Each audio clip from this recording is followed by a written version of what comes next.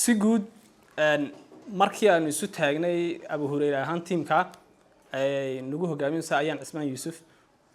waxaanu aragnay inay baahidu ka jirto saddex dhinac way ka badnaan karaana saddexdaas waxa ugu horeysa aanu aragnay in dadku shaqo la'aan ay jirto si shaqo la'aanta marka looga baxo in dadkii xirfad la baro xirfadahaas ay marka ugu shaqo tagaan taa waynu aragnayo imaka waxaan halkan ka daawaynay hawlo badan oo wax bartay oo ka soo baxay xarumihii aynu furnay sidoo kale inamadii ayaguna galay meelaha farsamada gacanta ee geerashadu kamid yihiin dhismayaashu kamid yihiin sidoo kale waxa ayaguna jira ubadkii yaraa ee aan ayagu gaarin xilli ay xirfad bartaan ama xilli ay shaqo tagaan oo u baahan in quraankii iyo dugsigii dhexe iyo kii sareba in ayagana la baro iyagana marka waxaanu qaadanay inaanu halkii ay baahidu ka jirtay ahayd inaanay fiigi cid ka bixisay inaan haysan inay fiigi ka bixino oo marka iskuulada iyo madaarista ardayba iyaduna inoogu jirta waxa kale iyaduna jirta dadka ayagu aad u tabaalaysan haday yihiin dad curyaana haday yihiin dad indhala haday yihiin dad maskaxda ka xanuunsanaya xarumuha inta xarumood ay furan waa 7 xarumood oo Hargeysa degmooyinkeeda ka furan oo si joogta wax looga barto waxa kale jirta xarun berbera ka furan iyo xarun ka furan Burcaan dhawaan ka furnay geerashadii iyo iyaguna alla ka abaalmariyo dad kale ayaanu ayaga u geynaa dabeetana iyaga ayaa si volunteer wax ku bara hadhowna shaqo siiya marka qaybtaas waxa weeyaan qaybtii tifadka ama vocational training xaga waxbarashada iskuulada waxa jira madaarista dhigtaan madrasada ku taala xaafada Digaale ilaa 50 ardayba ku jira oo quraanka barta oo Abu Hurayra ka taageero marka fiigeera ay wax ku baranayaan madrasada kale madrasada waa ikhlaas madrasada kale al-Harameyn xaafadeena ku taala maxamed nooge ayadana waxay noogu jira 4 arday marka si kooban hadii aan waxaan u soo dhacayaa bal Abu Hurayra muxuu degmadan si gaar ah muxuu wax uga qabtay marka waan taabtay Digaalo oo kale wuxuu ka furay xarun lagu barto dawaarka 20 hablood baa ka baxay 20kii hablood badankooda wariyo marka waxa la siiyay gacan qabasho dawaaro iyo wax la mid ah ay wax ku qabsadaan dugsigeenan kale dhaqaalaha ee xaafadda maxamed nooga ku yaala isagana dayactir iyo qalabayn baa lagu sameeyay isaguna si fiican buu imaka u socdaa madrasada aan taabtay maxamed nooga iyadana 50 caruur ah ayaa imika ku jira madrasada kale al-Harameyn iyadana waxa ku jira 4 caruur oo quraanka dhigta dugsiga sare maxamed nooga arday 15 gaaraya ayaa ka faa'iideystay oo intooda badan si guul ah ku dhameystay imika ilaa 6 ba ku jira oo badankoodu sanadkan dugsiga sare ka baxayaan ilaa markay dugsiga sare ka baxaan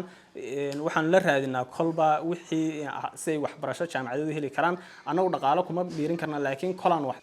way yimaadeen waxay guulan dad baahan oo masaakiin oo go'mo badan ayaan doonayaan wax siino أنا واجبات كي جوا كجوتود وحي لقبنا وكقبتي مركات عدو تلعسن أيه رنتو مركباهي دوين هيسي يكهول قلين وقفت مرة دو فلنتيري هاي أنا دي وحبدي دينو كوير هاي إلهي درتي دي أدقنا إلهي درتي وحب حساه ومهتسين وحكلو حافظة وحسدو يلاهدا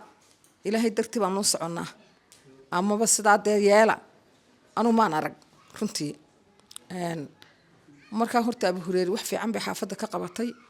qofku haduu dadka jilicsan ururku haduu dadka jilicsan kor u eego hoos u eego soo kiciyo wax wanaagsan xaasatan xagga agoomaha aad iyo aad baan ugu mahadnaqayaa ururkan qiimaha badan leh dadka iyo dalkaba anfacay aynu rajaynaynaa inuu inta ka sii balaadho haddii aan soo koobo marka anigu kelmadayda waxaan ka socdaa xaafadda Digaale madrasada Digaale ayaan hayaa madrasad badan baa ku yaala adigu mid kamid ah ayaan hayaa madrasada waxa dhigtaa arday fara badan baa dhigata tayar baanay u badan yihiin dadka waxa weeyaan deegaanku oo kala way iska ogsoonay xaafaddu magaranaysa waa xaafad iska danyar iska badantay ha ahaatee waxaa garab weyn ugu siiyey madarasadaasу inay socoto hirgashana ururka Abu Hureyre muddo 4 sano iyo dheeraad ah way ugu xidhnaayeen ururkanu arday fara badan oo agoon u badan oo danyar kale ay ku jirto ayaan gacanta ku haya oo iyagu ay wax ka bixiyaan haddii alla ka dhigo 2-3 goorna raashin bay u keenaan dhowr iyo 30 qoys ama 25 qoys ama 40 qoys ay u soo gudbiyeen waan ugu mahadnaqaynaa ilaahay ha barakeeyo markaas saasaan ugu ducaynaynaa haddii alla ka dhigo ururkaasi ha guuleysto baan leenahay wassalaamu calaykum ay dad danyara oo fara badan arday dad aan waxba baran oo ama hadday noqoto farsamada gacanta ama iskuulada wax badan ay gacanta ku hayaan oo ay ka bixiyaan fiiga iyagu muddada 4 sanadood ay shaqeynayeen ayaan xoogaal u nahay wax badan bay degmadan ku soo kordhiyeen intaan xoogaal ka u nahay waxaan leenahay halka ka sii wado guuleysta dadka muxsiniintana waxaan leenahay de waxaad ku darsataa waa khayre ha lagu darsado qofka $10 qofka ku darsadaa wax badan bay u taraysaa dadka la caawinayo ninaan ugu Abu Hureyre in badan waan maqlay laakiin si qaabkan ee ummadda looga warramayo la islaam kharaati furay inay ilaa heerkaa soo gaarsiisan yihiin umaan haysan haween de wax weyn bay qabteen oo xabar isla imika hay'adaha iyo waxa la isku meersanay inta ay noo qabteen ayaan iyo garbaheeda kaleba horta wax qofka bilaadanka loogu duceeyo janna weyn ilaahay abaalkiina jannaha ka dhigaman leh talabaad waxaan leeyahay waxa kale oo u mahadnaqayaa Cusub Construction shirkad weeyaan run ahaantii waxaan halkan uga baaqayaa shirkadaha in horta la garab istaago oo Abu Hureyre la garab istaago hablaha iyo inamada jannadoonka ah oo hadday noqoto qaybta construction kana laga caawiyo qaybta geerishadana laga caawiyo ninkii maal ku tari karaya xoolo ku taraya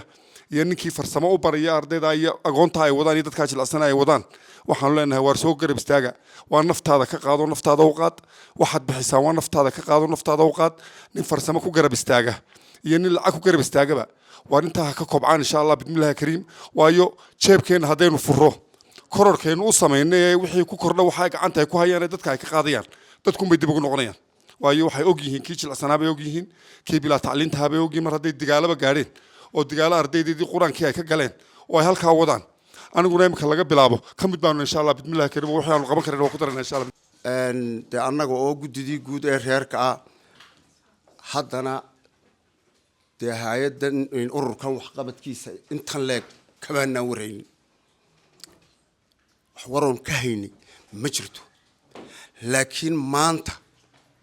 waa war weyn oon hore loo hayn waa wax qabad weyn oon hore loo hayn oo imaka si la ogaan doono wax ilaahay lagu mahadiyaa haddii la helayo in dadka aynu cidba umaynaan baahneen haddii sidan oo kale loo shaqaynayo oo la iskugu xidhnaanayo cidba dawladna umaynaan baahneen caalam cid kalena umaynaan baahneen waxaan leeyahay ilaahay subxaanahu wa tacaala ee miisaanka xasanaadka ugu daro waxa kale oo aan sheegayaa in cid kasta oo muxsiniina oo wax bixisa in ay soo mariso ururkan sidan wuxuu qabtay waa urur wixii loo dhiibo gaarsiinaya ciddii loo bixiyey inta ka bacdi halkan waxa la isugu yimi ururkan Abu Hureyre iyo wuxuu qabtay in la sheego xaqiiqadu saa weeyaan anagu muddo nala shaqeynayay imka iskuulkani ururkan Abu Hureyre muddo nala shaqeynayay wax ku oolan noo qabtay runtii wax ku oola noo qabtay aad buu noo la shaqeeyay kulliyaha dhiska qaar buu naga caawiyay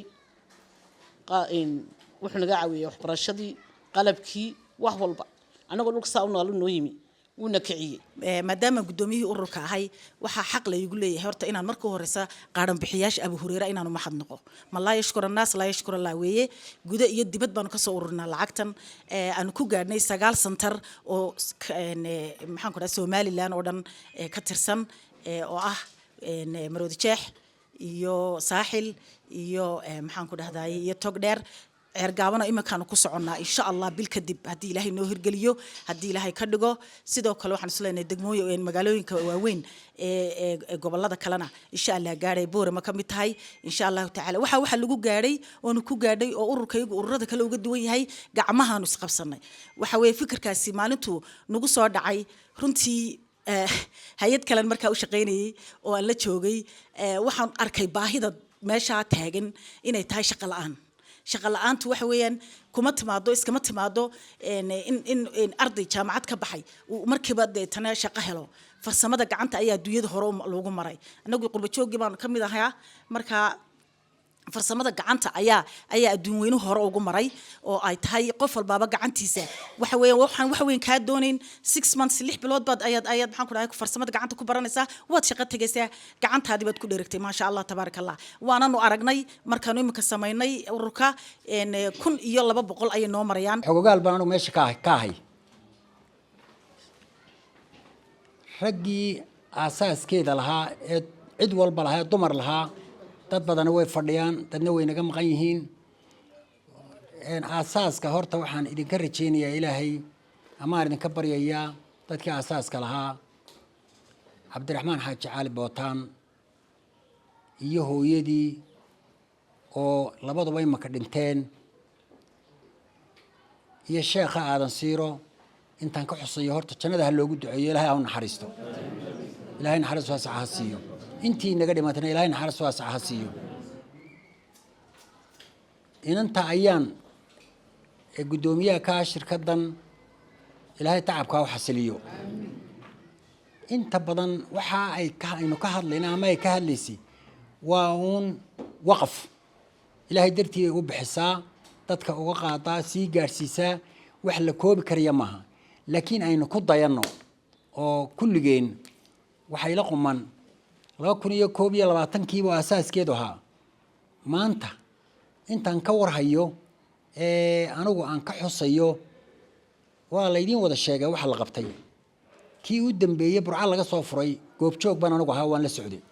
Abu Hurayra Charity waa markii koowaad horta anu waan arko wax qabadkeedana waa nigi daabano qof waliba kii ogaa iyo kii aan ogeynba si wacan buu kulay